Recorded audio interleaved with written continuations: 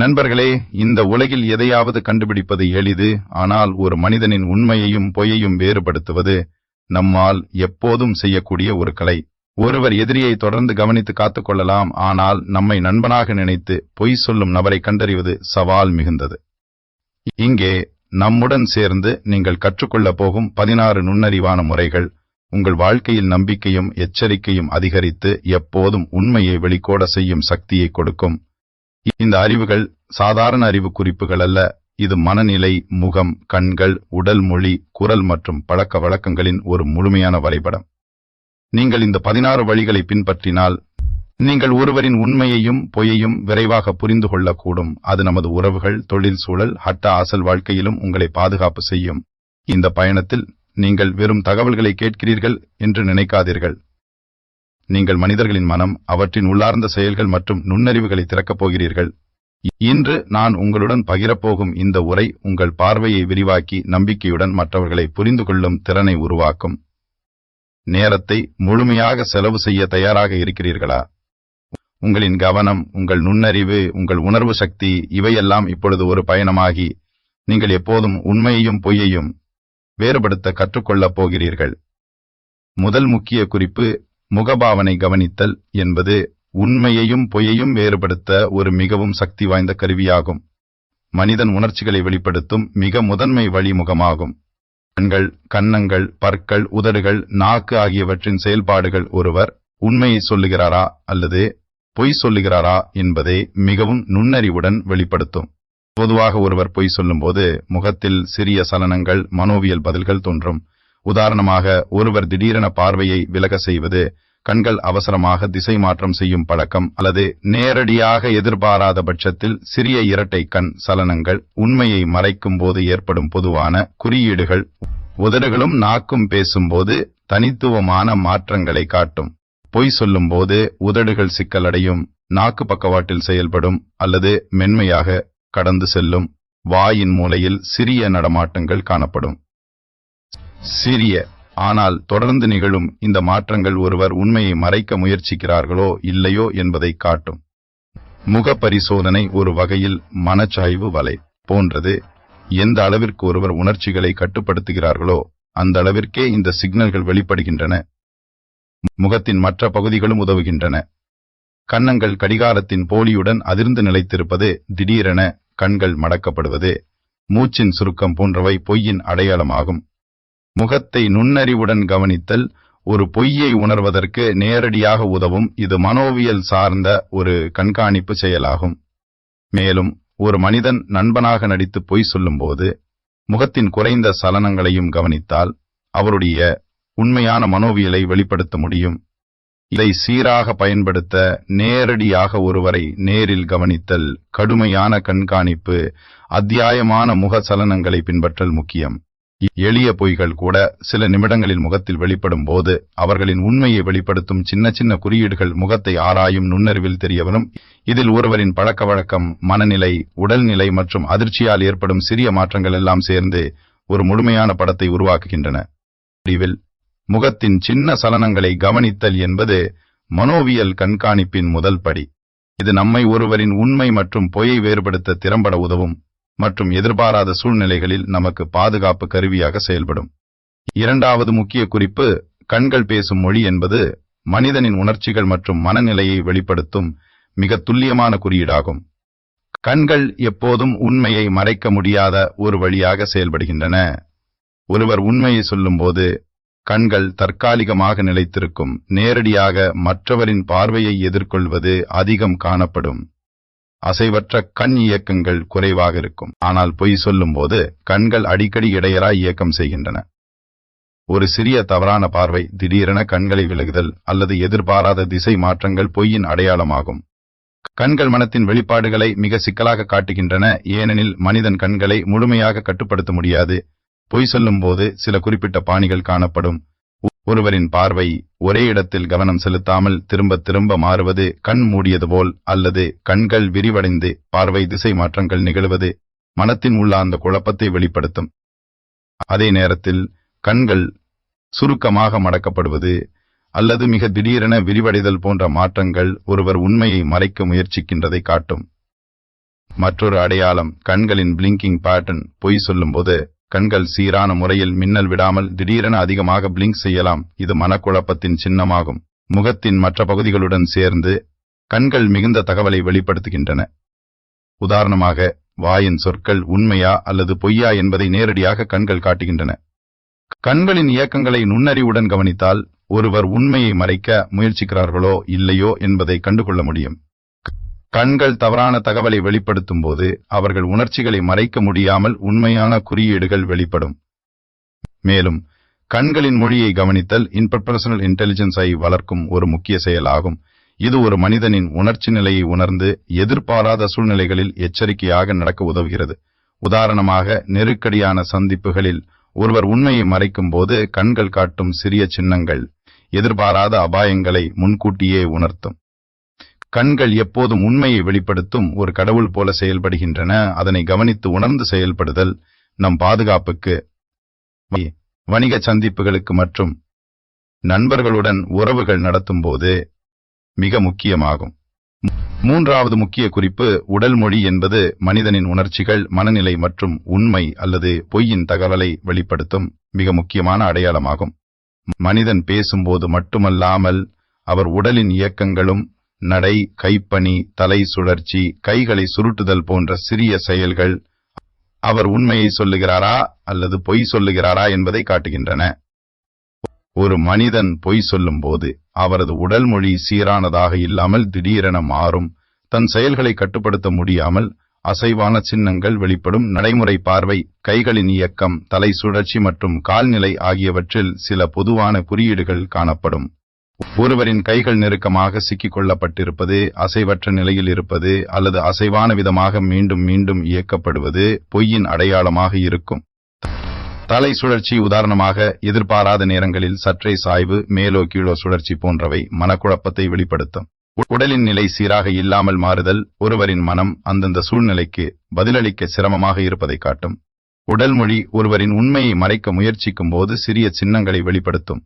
உதாரணமாக, ஒருவர் பொய் சொல்லும் போது அவர் அசைவற்ற இடத்தில் அமர்ந்திருந்தாலும் திடீரென உடல்நிலையை மாற்றுவது, கைகள் அல்லது கால்களிடையே திடீர் நகர்ச்சி அல்லது பாதங்கள் நிலைக்கேற்றபடி அல்லாத விதமாக நகர்வு உண்மையை மறைக்கும் முயற்சியை வெளிப்படுத்தும்.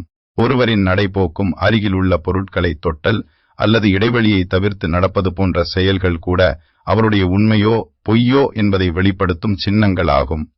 மேலும் உடல் மொழி மற்றும் முகமொழி ஒரே நேரத்தில் கவனிக்கப்படும்போது உண்மையை வெளிப்படுத்தும் தகவல்கள் மிக தெளிவாக புரியும். ஒருவர் நண்பனாக நடித்து உண்மையை மறைக்கும் போது கூட அவருடைய உடல் மொழி உண்மையை மறைக்க முடியாமல் சிறிய சின்னங்களை வெளிப்படுத்தும். இதை நுண்ணறிவுடன் கவனித்து ஒருவரின் உண்மையையும் பொய்யையும் வேறுபடுத்த முடியும். உடல் மொழியை சரியாக புரிந்து கொள்வது இன்டர்பர்சனல் இன்டெலிஜென்ஸை வளர்க்கும் முக்கிய கருவியாகும். இது ஒருவரின் மனநிலையை உணர்ந்து எதிர்பாராத சூழ்நிலைகளில் எச்சரிக்கையாக நடந்து வாழ்க்கையில் முன்னேற்றத்திற்கு வழிகாட்டும் ஒரு சக்தி வாய்ந்த முறையாக இருக்கிறது. நான்காவது முக்கிய குறிப்பு குரல் நெறி என்பது ஒருவர் உண்மையை சொல்லுகிறாரா அல்லது பொய் சொல்லுகிறாரா என்பதை உணர்வதற்கான ஒரு மிக நுண்ணறிவான கருவியாகும்.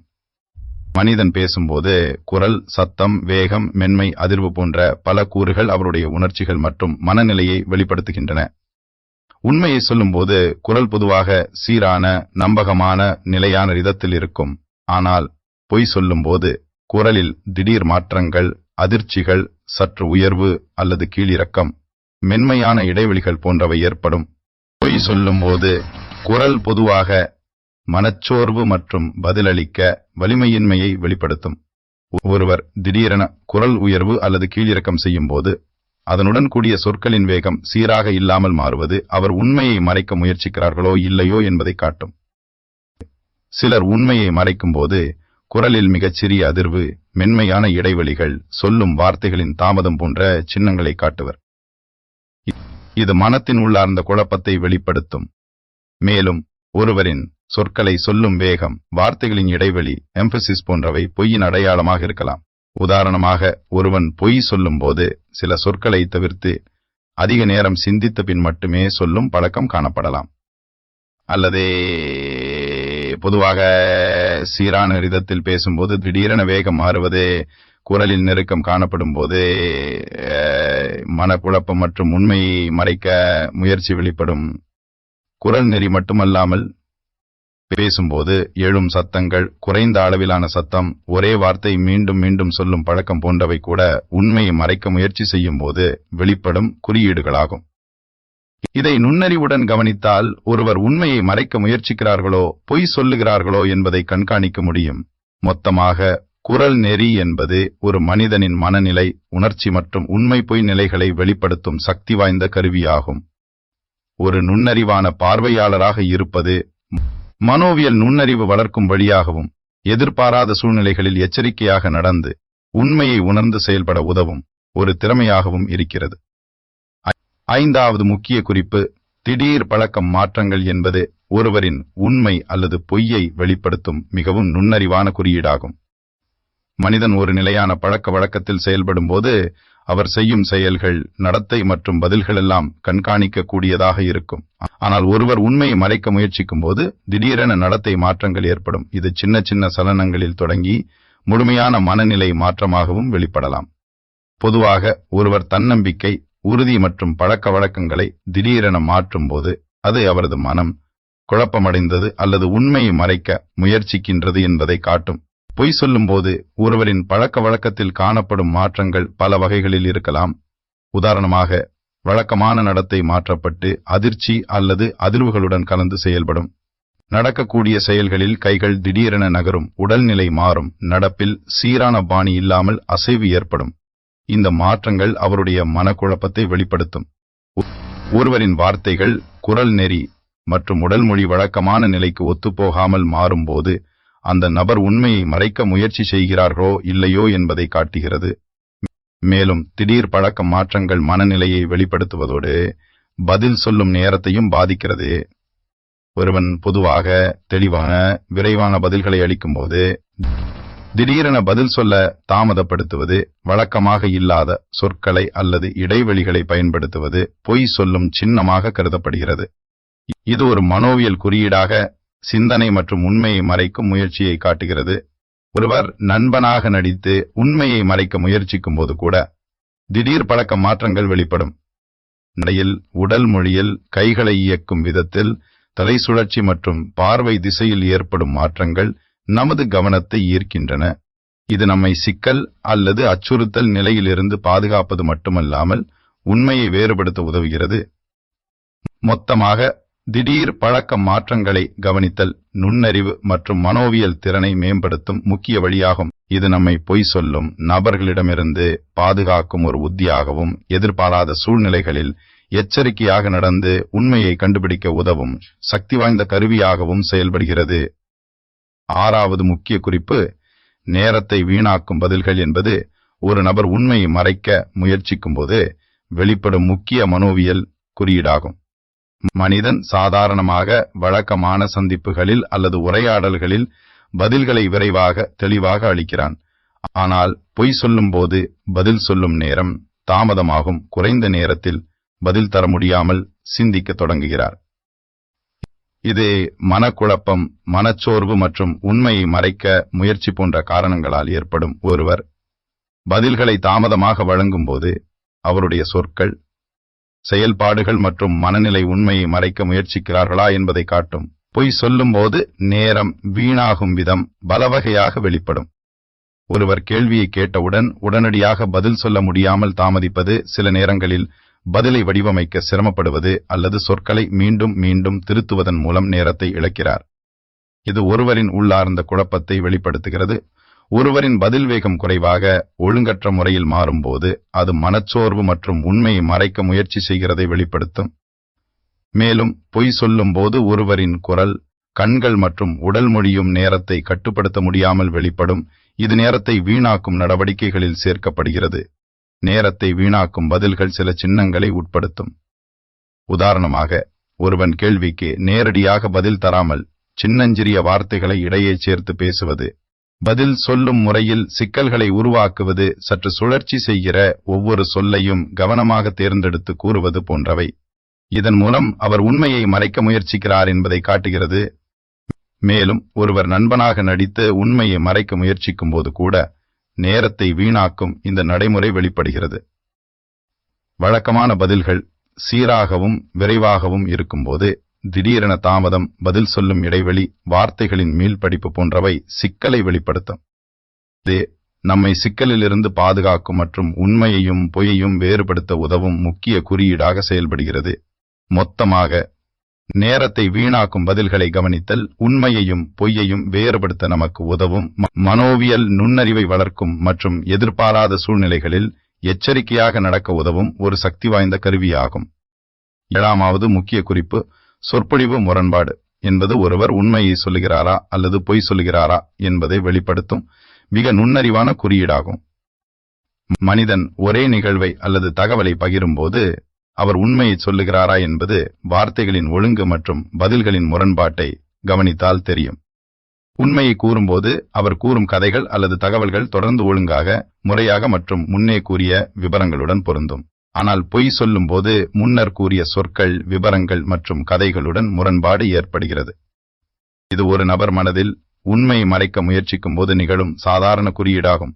பொய் சொல்லும்போது காணப்படும் சொற்பொழிவு முரண்பாடுகள் பலவகையாக வெளிப்படலாம். ஒருவர் முன்னர் கூறிய விவரங்களை மறக்குவது, அதில் சிறிய மாற்றங்களை செய்யும் பழக்கம் அல்லது ஒரே சம்பவத்தை கூறும்போது வெவ்வேறு முறை விளக்கமளிப்பது போன்றவை அதற்கான சின்னங்களாகும். சில நேரங்களில் பொய் சொல்லும் நபர் சொல்வதில் சீரற்ற வார்த்தை அமைப்பு, தவறான காலச் சொற்கள் அல்லது தவறான இடைவெளி பயன்படுத்துகிறார். இதனால் அவரது கதை மற்றும் தகவல்கள் முறையான தொடர்புடைய அமைப்பில் இருக்காது. மேலும் ஒரு நபர் நண்பனாக நடித்து உண்மையை மறைக்கும் போது கூட சொற்பொழிவு முரண்பாடு வெளிப்படும். அவர் வழங்கும் தகவல்கள் முன்னர் கூறிய உண்மையான வார்த்தைகளுடன் பொருந்தாது. அதே சமயம் சில பொய்கள் அல்லது மறைவு நிகழ்வுகள் அதிர்ச்சியடைந்த அல்லது மனச்சோர்வு நிலை காரணமாக அவரின் சொற்பொழிவில் புரியாத மாற்றங்களை ஏற்படுத்தும். இது நம்மை உண்மையையும் பொய்யையும் வேறுபடுத்த வழிகாட்டுகிறது. சொற்பொழிவு முரண்பாடு கவனிக்கும் போது நபரின் சொற்கள் மற்றும் கதைகளின் தொடர்ச்சி, தகவல் அளவு மற்றும் அவற்றின் நேர்மையை கவனிக்க வேண்டும். ஒருவரின் குரல், உடல் மொழி, முகம் மற்றும் கண்கள் இந்த முரண்பாடுகளை மேலும் உறுதி செய்யும். முக்கியமாக, ஒரே சம்பவத்தை பலமுறை கேள்வி கேட்டாலும் பொய் சொல்லும் நபர் ஒவ்வொரு முறையும் வெவ்வேறு பதில்களை அளிப்பார். இது நம்மை அவரின் உண்மையையும் பொய்யையும் வேறுபடுத்த உதவும் மிக முக்கியமான குறியீடாகும். மொத்தமாக, சொற்பொழிவு முரண்பாடு உண்மையை மறைக்க முயற்சிக்கும் நபரை கண்டறிய நமக்கு உதவும் நுண்ணறிவு மற்றும் கவனத்தை மேம்படுத்தும் மற்றும் எதிர்பாராத சூழ்நிலைகளில் எச்சரிக்கையாக நடக்க உதவும் சக்தி வாய்ந்த கருவியாகும். 8வது முக்கிய குறிப்பு, உணர்ச்சி மாறுபாடு என்பது ஒருவர் உண்மையை சொல்லுகிறாரா அல்லது பொய் சொல்லுகிறாரா என்பதை வெளிப்படுத்தும் மிக நுண்ணறிவான குறியீடாகும். மனிதன் உணர்ச்சிகளை முழுமையாக கட்டுப்படுத்த முடியாத இயற்கை உள்ளார்ந்த தன்மை கொண்டவர். உண்மையை சொல்லும்போது அவரது மனநிலை ஒழுங்காக, சமநிலை கொண்டதாக இருக்கும். அதே சமயம் அவர் வெளிப்படுத்தும் உணர்ச்சி, முகம், குரல் மற்றும் உடல் மொழி ஒரே தளத்தில் இருக்கும். ஆனால் பொய் சொல்லும்போது மனக்குழப்பம், பதற்றம், பயம், சந்தேகம் போன்ற உணர்ச்சிகள் திடீரென வெளிப்படும். இந்த மாற்றங்கள் சிறிய ஆனால் தெளிவான சின்னங்களாக முகம், குரல், கண்கள் மற்றும் உடல் மொழியில் காணப்படும். பொய் சொல்லும்போது காணப்படும் உணர்ச்சி மாறுபாடுகள் பல வகையில் வெளிப்படும். உதாரணமாக, ஒருவர் நண்பனாக நடித்து பொய் சொல்லும்போது கண்ணில் திடீர் அதிர்ச்சி, மனச்சோர்வு, சின்ன சிரிப்பு அல்லது சோகமான நகைச்சுவை போன்ற உணர்ச்சி கலவைகள் தோன்றும். இது அவரது உணர்ச்சிகளை மறைக்க முடியாமல் வெளிப்படுத்தும். ஒருவன் சொல்லும் வார்த்தைகளும், குரலின் மென்மை, அதிர்வு, சொற்களின் இடைவெளி, உடல் மொழி அனைத்தும் இந்த உணர்ச்சி மாறுபாட்டை வெளிப்படுத்தும். சில நேரங்களில் பொய் சொல்லும் நபர் திடீரென நகைச்சுவையுடன் அல்லது ஆச்சரியத்துடன் பதிலளிக்கலாம். இது உணர்ச்சியியல் குழப்பத்தை வெளிப்படுத்தும். மேலும் மனநிலையை கவனித்தல் உண்மையை கண்டுபிடிப்பதில் முக்கியம். பொய் சொல்லும் நபர் வழக்கமான உணர்ச்சி அளவை கடந்து சில நேரங்களில் அதிர்ச்சி, கவலை, பதற்றம் ஆகியவற்றை வெளிப்படுத்துவார். சில நேரங்களில் அந்த உணர்ச்சி மிக குறைவாக வெளிப்படாமல் நுண்ணறிவான சின்னங்களாக மட்டும் காணப்படும். இதை கவனித்தால் அவரின் உண்மையா பொய்யா என்பதை உணர முடியும். ஒருவர் உண்மையை மறைக்க முயற்சிக்கும் போது குரல், கண்கள், முகபாவனை, உடல் மொழி ஆகியவற்றுடன் சேர்ந்து உணர்ச்சி மாறுபாடுகள் மிக முக்கிய குறியீடாகும். நண்பனாக நடித்து பொய் சொல்லும்போது கூட இந்த உணர்ச்சி மாறுபாடு வெளிப்படும். அதனால் நமது கவனத்தை ஈர்த்து உண்மையை வெளிப்படுத்த உதவுகிறது. மொத்தமாக, உணர்ச்சி மாறுபாடு என்பது மனநிலை மற்றும் உணர்ச்சிகளை வெளிப்படுத்தும் சக்தி வாய்ந்த குறியீடாகும். இதை கவனித்தல், நுண்ணறிவு வளர்த்தல் மற்றும் எதிர்பாராத சூழ்நிலைகளில் எச்சரிக்கையாக நடந்து உண்மையை வேறுபடுத்த உதவும் ஒரு சக்தி வாய்ந்த கருவியாகும். தொற்றாவது முக்கிய குறிப்பு: நண்பனின் நம்பிக்கையை பயன்படுத்துதல் என்பது ஒருவர் உண்மையை சொல்லுகிறாரா அல்லது பொய் சொல்லுகிறாரா என்பதை கண்டறிய ஒரு மிகவும் நுண்ணறிவான மற்றும் ஆழமான குறியீடாகும். மனிதன் தனக்கு தெரியாத போது நம்பிக்கையை அதிகமாக பயன்படுத்துவான். அதனை எதிர்பாராத சூழ்நிலையில் பயன்படுத்துவது ஒரு பொய்யின் பொதுவான நடை. சிலர் நண்பனாக நடித்து நம்பிக்கையை சம்பந்தப்பட்டவரிடம் பெற்று அதன் அடிப்படையில் உண்மையை மறைக்கின்றனர். இதன் மூலம் ஒருவர் நம்பிக்கை கொண்ட நபரை எதிரியாக கருதாமல் அவனை தானாகவே தந்திரங்களை வெளிப்படுத்தச் செய்யும். ஒருவர் நண்பனாக நடந்து உண்மையை மறைக்கும் போது அவருடைய பேச்சு, உடல் மொழி மற்றும் முகபாவனை எல்லாவற்றையும் நம்பிக்கையை ஈர்க்கும் வகையில் வடிவமைக்கிறார். சற்று நேர்மையாய் நடந்து அன்பான பார்வை, மென்மையான குரல், சிரிப்பு போன்றவற்றை வெளிப்படுத்துவது நம்பிக்கையை அதிகரிக்கும். இதனால் எதிர்பாராத சந்திப்பில் நபர் அவனிடம் மேலோட்டமாக நம்பிக்கை வைப்பார் மற்றும் பொய் சொல்லும் நபர் தன்னுடைய நோக்கத்தை சாதிக்க சிறந்த சூழலை உருவாக்கிக் கொள்கிறார். நண்பனின் நம்பிக்கையை பயன்படுத்தும் நடைமுறை பல வகையாக வெளிப்படும். ஒருவர் நம்பிக்கையை பெற்றவுடன் அவர் சில தகவல்களை வெளிப்படையாக கேட்காமல் நம்பிக்கையுடன் பகிர்ந்து கொள்கிறார். பொய் சொல்லும் நபர் இதை பயன்படுத்தி தகவலை சீரற்றவாறு மறைக்கப் போகும் விதத்தில் வழங்குவார்.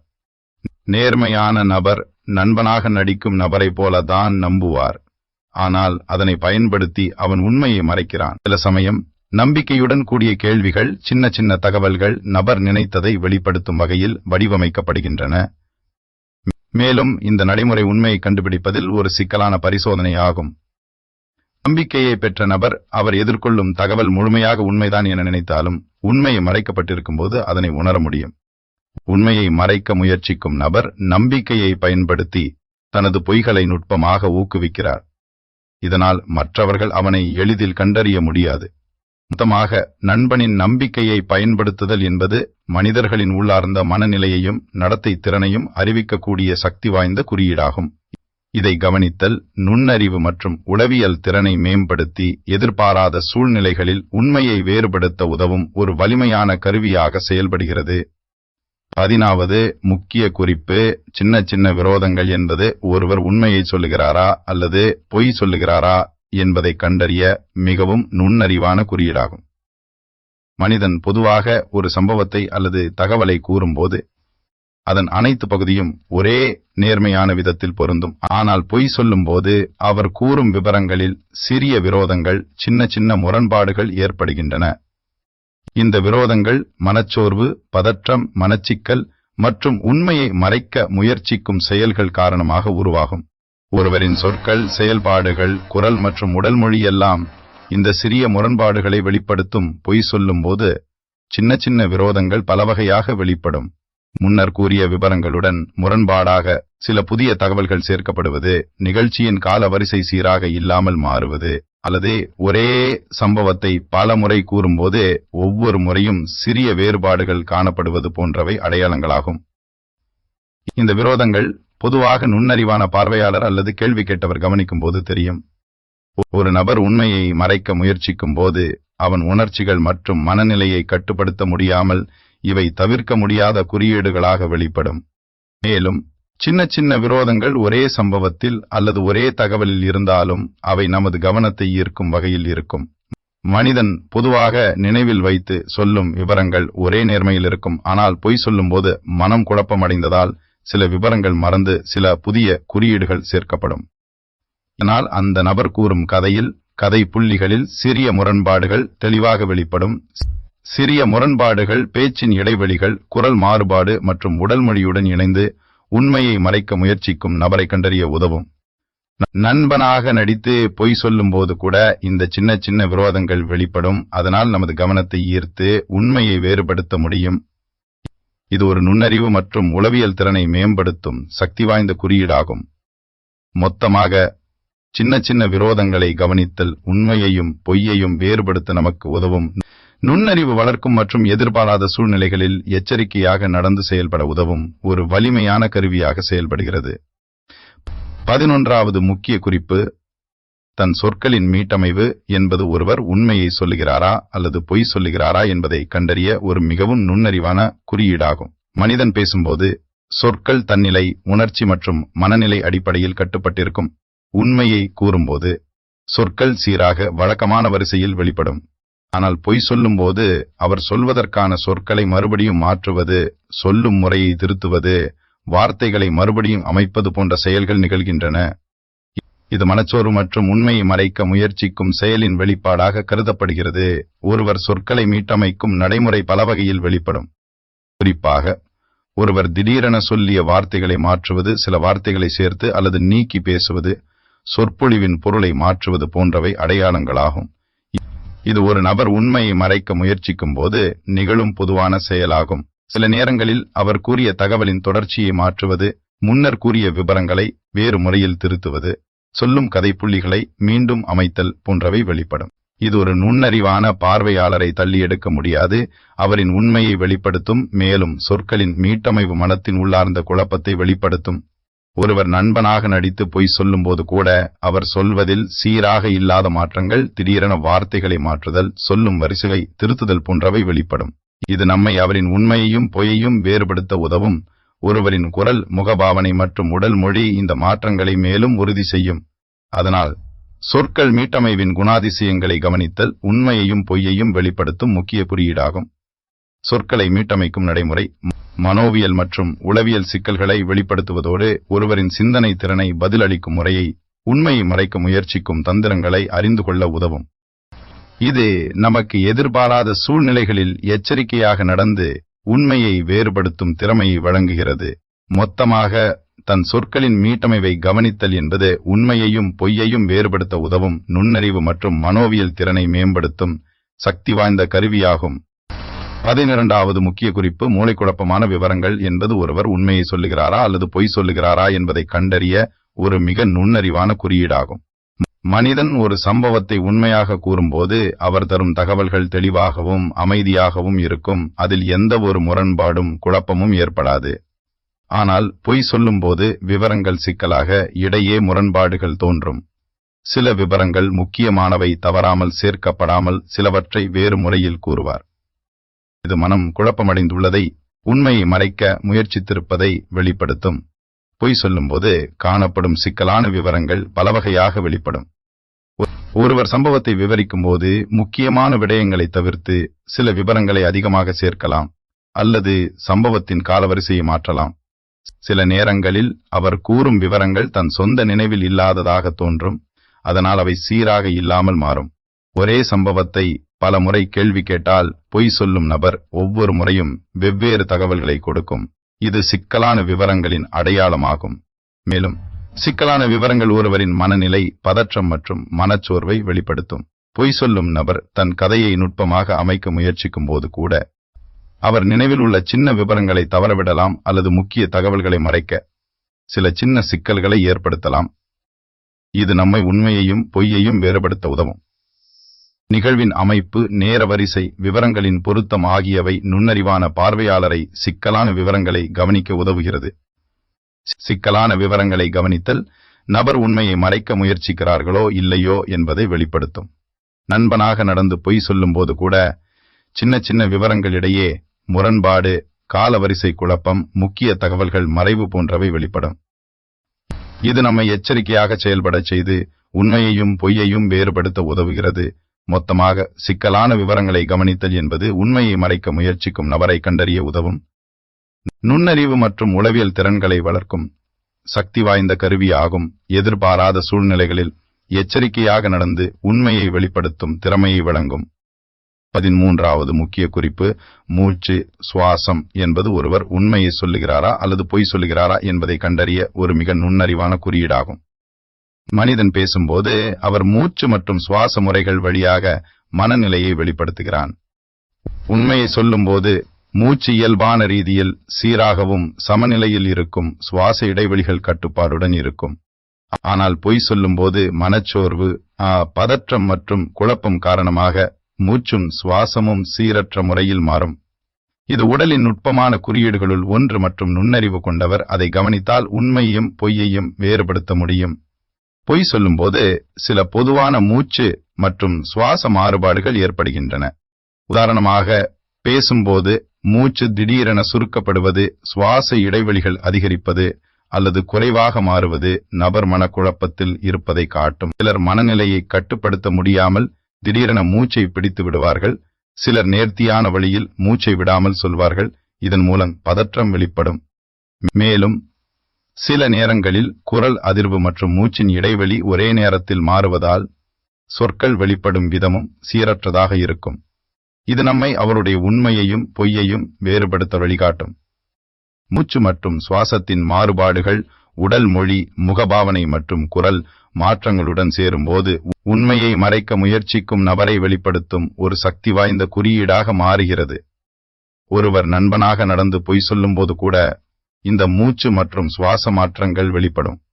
இது நம்மை எச்சரிக்கையாக செயல்படச் செய்து அவரின் மனநிலையை, உண்மை மறைவு முயற்சியை உணர உதவுகிறது. மேலும் மூச்சை கவனித்தல் ஒரு நுண்ணறிவு பயிற்சியாகவும் செயல்படுகிறது. மனநிலை அமைதி இல்லாத போது சுவாச முறை சீரற்றது, மனச்சோர்வு அதிகம் மற்றும் உண்மையை மறைக்க முயற்சி வெளிப்படுகிறது. இதை கவனித்து ஒருவரின் உண்மையை அல்லது பொய்யை வேறுபடுத்த முடியும். மொத்தமாக மூச்சு மற்றும் சுவாசத்தை கவனித்தல் மனநிலையை, மனச்சோர்வு நிலையை வெளிப்படுத்தும், உண்மையையும் பொய்யையும் வேறுபடுத்த உதவும், நுண்ணறிவு மற்றும் உளவியல் திறன்களை மேம்படுத்தும் சக்தி வாய்ந்த கருவியாகும். 14வது முக்கிய குறிப்பு புகழ்மிக்க இடைவெளி அல்லது ஒப்புக்கொள்கை என்பது ஒருவர் உண்மையை சொல்லுகிறாரா அல்லது பொய் சொல்லுகிறாரா என்பதை கண்டறிய மிகவும் நுண்ணறிவான மற்றும் நடைமுறை குறியீடாகும். மனிதன் பொதுவாக உரையாடும் போது சொற்கள் மற்றும் தகவல்களுக்கு இடைவெளி சொல்லும் முறையும் இயல்பானதாக இருக்கும். ஆனால் பொய் சொல்லும் போது மனச்சோர்வு மற்றும் பதற்றம் காரணமாக ஒருவரின் பதில்கள் இடைவெளியற்றவோ எதிர்பாராத வகையில் நீளமோ ஆகும். இதனால் அவரின் சொற்கள் மற்றும் விவரங்கள் சீராக இல்லாமல் மாறும். இது நம்மை உண்மையையும் பொய்யையும் வேறுபடுத்த உதவும் ஒரு முக்கிய குறியீடாக இருக்கும். பொய் சொல்லும் நபர் பெரும்பாலும் கேள்வி கேட்டவுடன் உடனடியாக பதிலளிக்காமல் தாமதம் காட்டுவார். சில நேரங்களில் பதில்களை மறுபடியும் சிந்தித்து பதில் கூறுவது, சொற்களிடையே அதிக இடைவெளிகளை உருவாக்குவது அல்லது முக்கிய தகவல்களை மீண்டும் அமைத்தல் போன்ற நடைமுறைகள் நிகழும். இது மனம் குழப்பமடைந்தது, உண்மையை மறைக்க முயற்சித்தது என்பதை காட்டும். ஒரு நபர் முன்னர் கூறிய கதையோ விபரங்களோ தற்போதைய பதிலுடன் ஒப்புப்போகாமல் இருந்தால் அது நேர இடைவெளி அல்லது ஒப்புக்கொள்கையின் ஒரு வெளிப்பாடு ஆகும். மேலும் ஒருவர் நண்பனாக நடந்து பொய் சொல்லும்போது கூட இந்த இடைவெளிகள் மற்றும் ஒப்புக்கொள்கை வெளிப்படும். அவர் வழங்கும் பதில்கள் சீரற்ற தன்மையோ, திடீர் நீளமோ, குறைவோ கொண்டிருப்பதால் நம்பிக்கையுடன் கேட்கும் நபரை திருப்பிவிடும். இது மனநிலை பதற்றம், குழப்பம் மற்றும் சிக்கல் ஆகியவற்றை வெளிப்படுத்தும். குறிப்பாக சம்மேளனங்கள், சந்திப்புகள் அல்லது விவாதங்களில் ஒரு நபர் திடீரென பதில்களை தவிர்த்து சொற்கள் இடைவெளியை மாற்றி சொல்வதை கவனித்தால் அவர் உண்மையை மறைக்க முயற்சிக்கிறார்களோ இல்லையோ என்பதை தெரிந்து கொள்ள முடியும். இந்த நடைமுறை நுண்ணறிவு மற்றும் கவனத்தை வளர்க்கும். நம்மால் காணப்படும் சிறிய இடைவெளிகள், பதில் கொடுத்த விதம், ஒப்புக்கொள்வது அல்லது மறுக்குவது போன்ற சின்னங்கள் நபர் உண்மையை மறைக்க முயற்சிக்கிறார்களோ என்பதை வெளிப்படுத்தும். இது எதிர்பாராத சூழ்நிலைகளில் எச்சரிக்கையாக நடந்து உண்மையை வேறுபடுத்த நமக்கு உதவும் சக்தி வாய்ந்த கருவியாகும். மொத்தமாக புகழ்மிக்க இடைவெளி அல்லது ஒப்புக்கொள்கையை கவனித்தல் மனநிலையை, பதற்ற நிலையை வெளிப்படுத்தும், உண்மையையும் பொய்யையும் வேறுபடுத்த உதவும், நுண்ணறிவு மற்றும் உளவியல் திறன்களை மேம்படுத்தும் ஒரு சக்தி வாய்ந்த கருவியாகும். 15வது முக்கிய குறிப்பு நேர்மறை உறுதி என்பது ஒருவர் உண்மையை சொல்லுகிறாரா அல்லது பொய் சொல்லுகிறாரா என்பதை கண்டறிய ஒரு மிகவும் நுண்ணறிவான குறியீடாகும். மனிதன் உண்மையை கூறும்போது தனது கருத்தில் உறுதியாக இருக்கும், பதில்கள் தெளிவானவை, கருத்துக்கள் ஒரே நேர்மையான தளத்தில் இருக்கும். ஆனால் பொய் சொல்லும்போது ஒருவர் கூறும் வார்த்தைகள், பதில்கள் மற்றும் உடல்மொழி முழுமையாக உறுதியற்றதாக இருக்கும். அவர் சொல்வதில் திடீர் மாற்றங்கள், குழப்பம் மற்றும் பதற்றம் வெளிப்படும். இந்த உறுதியற்ற தன்மை நம்மை அவரின் உண்மையையும் பொய்யையும் வேறுபடுத்தும் ஒரு முக்கிய குறியீடாக காட்டுகிறது. ஒருவர் பொய் சொல்லும்போது அவர் சொல்வதில் திடீர் மாற்றங்கள் ஏற்படும். ஆரம்பத்தில் கூறிய விவரங்களை பின்னர் மறுபடியும் மாற்றுவது, வார்த்தைகள் அல்லது தகவல்களின் வரிசையை சீராக மாற்றுவது அல்லது சொல்லும் விதத்தில் திடீர் குழப்பங்களை உருவாக்குவது போன்றவை அதற்கான சின்னங்களாகும். பொதுவாக ஒருவரின் சொற்கள் உறுதியாக இல்லாத போது அவர் உண்மையை மறைக்க முயற்சிக்கிறார்களோ இல்லையோ என்பதை காண முடியும். நேர்மறை உறுதி இல்லாத நபர் கேள்விகளை எதிர்கொள்ளும் போது பதில்களை சரியாக கூற முடியாமல் சில தகவல்களை மறைத்து சிலவற்றை மாற்றும் பழக்கம் காட்டுவார். மேலும் நண்பனாக நடந்து பொய் சொல்லும்போது கூட நபரின் பதில்கள் உறுதியாக இருக்காது. அவர் சொல்லும் வார்த்தைகள் இடைவெளியற்றவோ சீரற்றவோ திடீரென மாறுபடும். இதன் மூலம் நம்மை மனச்சோர்வு, குழப்பம் மற்றும் உண்மையை மறைக்க முயற்சி ஆகியவற்றை பின்வாங்கும் விதமாக வழிகாட்டுகிறது. ஒருவர் உறுதியற்ற மனோபாவனையுடன் பேசும்போது அவர் கூறும் விவரங்களில், குரலில், உடல் மொழியில் சிறிய சின்ன சிக்கல்கள் தோன்றும். இது நம்மை அவரின் உண்மையையும் பொய்யையும் வேறுபடுத்த உதவும். நேர்மறை உறுதியை கவனித்தல் மனநிலை, மனோவியல் மற்றும் உளவியல் திறன்களை மேம்படுத்தும். நம்மால் காணப்படும் சிறிய மாற்றங்கள், பதில்களின் உறுதி, வார்த்தைகள் மற்றும் உடல் மொழி நபர் உண்மையை மறைக்க முயற்சிக்கிறார்களோ இல்லையோ என்பதை காட்டும். இது எதிர்பாராத சூழ்நிலைகளில் எச்சரிக்கையாக நடந்து உண்மையை வேறுபடுத்த நமக்கு உதவும் சக்தி வாய்ந்த கருவியாகும். மொத்தமாக, நேர்மறை உறுதியை கவனித்தல் ஒரு நுண்ணறிவு மற்றும் உளவியல் திறனை வளர்க்கும், உண்மையையும் பொய்யையும் வேறுபடுத்த உதவும் மிக முக்கிய குறியீடாகும். 16 முக்கிய குறிப்பு. அனுபவம் மற்றும் கடந்த வரலாறு என்பது ஒருவர் உண்மையை சொல்லுகிறாரா அல்லது பொய் சொல்லுகிறாரா என்பதை கண்டறிய மிகவும் நுண்ணறிவான மற்றும் ஆழமான குறியீடாகும். மனிதன் தன்னுடைய பழைய அனுபவங்கள், பழக்க வழக்கம் மற்றும் வாழ்க்கை வரலாறு அடிப்படையில் நடக்கும். ஒருவர் உண்மையை சொல்லும்போது அவர் அனுபவங்களையும் பழைய பழக்கங்களையும் ஒழுங்காக தொடர்ச்சியாக பகிர்வார். ஆனால் பொய் சொல்லும்போது அந்த அனுபவங்கள் மற்றும் வரலாறு முற்றிலும் இணக்கமற்றவையாக, சீரற்றவையாக வெளிப்படும். இது மனச்சோர்வு, பதற்றம் மற்றும் உண்மையை மறைக்க முயற்சிக்கும் செயலின் வெளிப்பாடாகும். ஒருவர் தனது கடந்த அனுபவங்களை பகிரும்போது, உண்மையை சொல்லும்போது அந்த அனுபவங்கள் விவரமான, சரியான காலவரிசையில் நிகழ்வுகளுடன் பொருந்தும்.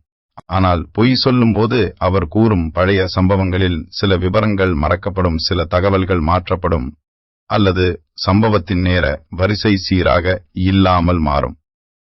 இது ஒரு நபர் மனநிலையில் குழப்பம், பதற்றம் மற்றும் உண்மையை மறைக்க முயற்சி ஆகியவற்றின் வெளிப்பாடு ஆகும்.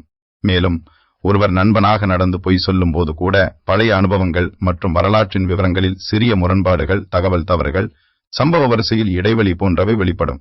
இது நம்மை அவரின் உண்மையையும் பொய்யையும் வேறுபடுத்த உதவும். அனுபவங்களை, பழைய சம்பவங்களை, பழக்க வழக்கங்களை கவனித்தல் நபர் உண்மையை மறைக்க முயற்சிக்கிறார்களோ இல்லையோ என்பதை கண்டறிய உதவும். கடந்த வரலாறு மற்றும் அனுபவங்களை கவனித்தல் ஒருவரின் சொற்கள், உடல் மொழி, குரல் மற்றும் முகபாவனையுடன் இணைந்து உண்மையை வெளிப்படுத்தும் ஒரு சக்தி வாய்ந்த குறியீடாக மாறுகிறது. இது மனோவியல் திறன்களை வளர்க்கும், நுண்ணறிவு மற்றும் கவனத்தை மேம்படுத்தும் ஒரு வழியாகும். முன்னால் நிகழ்ந்த சம்பவங்கள், பழைய அனுபவங்கள் மற்றும் பழக்க வழக்கங்களை ஒருங்கிணைத்து கவனித்தால் ஒருவர் உண்மையை மறைக்க முயற்சிப்பார்களா என்பதை கண்டறிய முடியும். மொத்தமாக, அனுபவம் மற்றும் கடந்த வரலாற்றை கவனித்தல் உண்மையையும் பொய்யையும் வேறுபடுத்த நமக்கு உதவும் நுண்ணறிவு மற்றும் உளவியல் திறன்களை மேம்படுத்தும் சக்தி வாய்ந்த கருவியாகும். எதிர்பாராத சூழ்நிலைகளில் எச்சரிக்கையாக நடந்து உண்மையை வெளிப்படுத்த உதவும். மொத்தமாக, நாம் இப்போதைக்கு பேசின 16 முக்கிய குறிப்பு அனைத்தும் ஒருவரின் உண்மை மற்றும் பொய்யை வேறுபடுத்த ஒரு முழுமையான வழிகாட்டியாகும். முகபாவனை, கண்கள், உடல் மொழி, குரல், திடீர் பழக்க மாற்றங்கள், நேரத்தை வீணாக்கும் பதில்கள், சொற்பொழிவு முரண்பாடு, உணர்ச்சி மாறுபாடு, நண்பனின் நம்பிக்கை, சின்ன சின்ன விரோதங்கள், சொற்களின் மீட்டமைவு, சிக்கலான விவரங்கள், மூச்சு மற்றும் சுவாசம், புகழ்மிக்க இடைவெளி, நேர்மறை உறுதி மற்றும் அனுபவம் மற்றும் கடந்த வரலாறு ஆகிய அனைத்தும் ஒருங்கிணைந்து நமக்கு உண்மையையும் பொய்யையும் வேறுபடுத்தும் சக்தி வாய்ந்த கருவியாக விளங்குகின்ற. இந்த நுண்ணறிவான குறியீடுகளை கவனித்தல் நமது சமூக உறவுகளில், தொழில் சூழ்நிலைகளில் மற்றும் அசல் வாழ்க்கையில் எச்சரிக்கையாக நடக்க உதவுகிறது. இதை நினைவில் வைத்து செயல்பட்டால் ஒருவர் எந்த சூழ்நிலையிலும் பொய் சொல்லும் நபர்களிடமிருந்து பாதுகாப்பாகவும் நமது மனநிலையையும் பாதுகாப்பாகவும் இருக்க முடியும். நுண்ணறிவு, கவனமும் அனுபவமும் சேர்ந்து நம்மை எப்போதும் எச்சரிக்கையாக வைத்திருக்கும், உண்மையை முறையாக உணர்ந்து செயல்பட வழிகாட்டும். இவ்வாறு இந்த உரையை முழுமையாக கேட்டு கவனித்த அனைவருக்கும் நன்றி. உங்களின் பயணம் எப்போதும் நம்பிக்கையுடன், அறிவுடன் மற்றும் அறிவார்ந்த முடிவுகளுடன் முன்னேறட்டும். உங்கள் முயற்சிகளில் வெற்றி, உங்கள் வாழ்வில் அமைதி மற்றும் செல்வம் எப்போதும் வாழ்த்துகள். நல்ல அதிர்ஷ்டம். நன்றி.